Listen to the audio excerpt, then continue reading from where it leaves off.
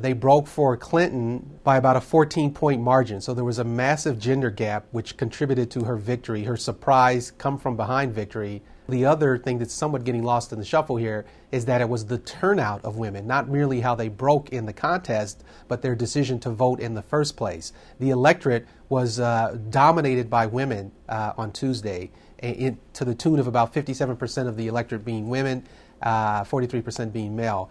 When Clinton won New Hampshire, surprisingly, on Tuesday, she represented the first female candidate to ever win a major nominating contest for either of the two major parties. This was really historic.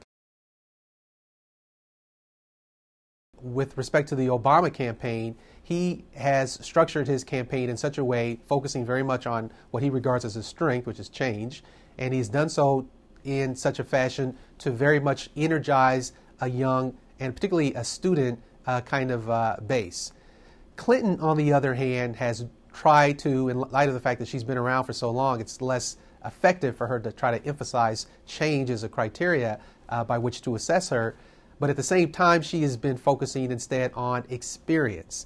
And that's a theme that seems to work most with older voters, more mature voters. And younger voters are less likely to vote. Older voters are much more reliable voters. Most successful candidates try to mobilize those voters who they're already confident will turn out, as opposed to trying to energize voters who typically do not turn out.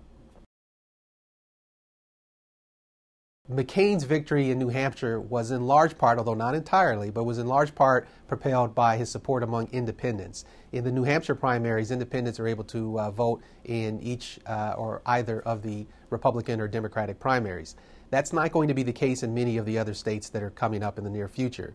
I think Romney has got some advantage. He's kind of a native-born son with respect to the Michigan primary that's coming up. And I think Huckabee is someone you have to look out for in the South.